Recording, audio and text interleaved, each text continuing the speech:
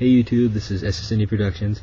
What we're going to be doing now is we're going to be reviewing video games for video game reviews.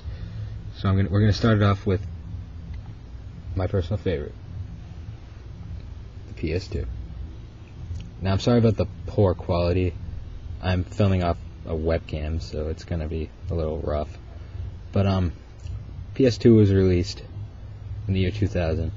And it is, as of right now, it is the best-selling video game console ever, selling 140 million. That might be off. That's what I believe. I've last heard. It was a very wonderful system too. This is the Model 1, or the larger version.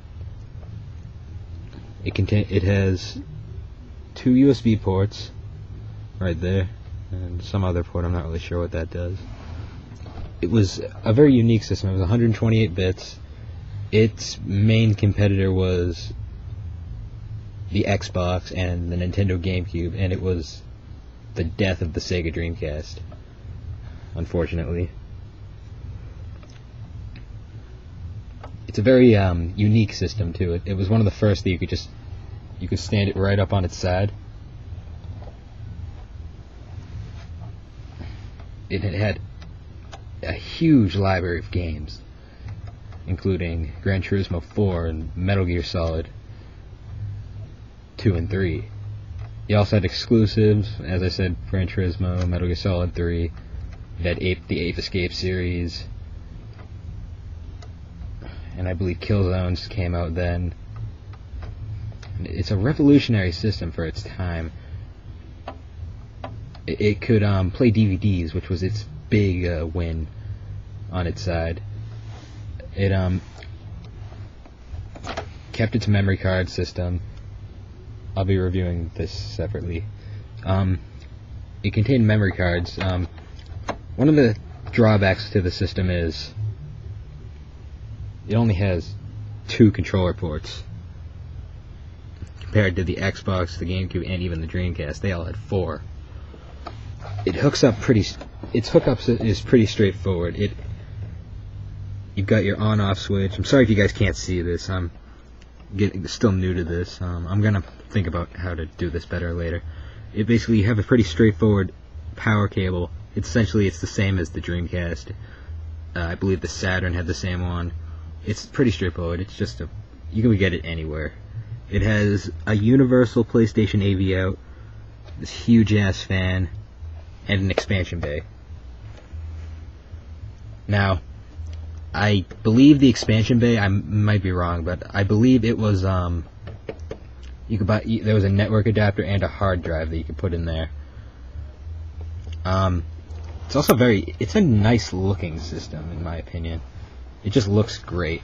If you put it up on its side, it looks like the monolith from 2001. It literally does, if you take the memory cards out. It looks like the monolith. This model was replaced eventually with the slimline model. I don't have. If I wanted one, I can get it, but I'm not really up for it.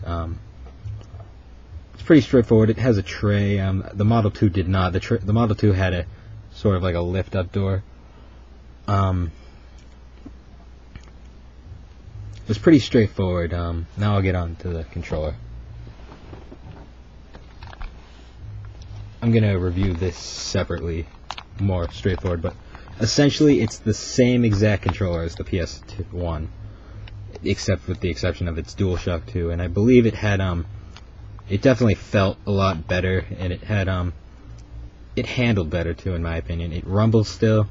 It's pretty straightforward. I'll review it, in a separate video, but it plugs in right there. And this thing is still in production too. They still make these. They don't look like this. They're not this version anymore, but they still make these, surprisingly. It's the 7th generation. The PS3's out. It's been out since 2000, and they're still making them. That just tells you what this system could do and how popular it was. They're still making games for it too. I mean, I just picked up a new game like yesterday, and it still plays perfectly on this thing.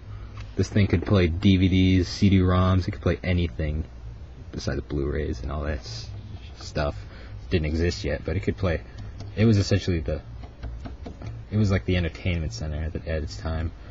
Eventually the Xbox came out. The original Xbox didn't do very well, but the 360 definitely is doing well.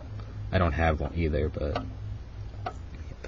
So I'm going to be doing more reviews in the future, trying to get more out of what I own. I'm going to be acquiring more systems in the future, and this one is my personal favorite, the PS2. Thank you. Sorry about the bad quality. Comment what you think. Bye.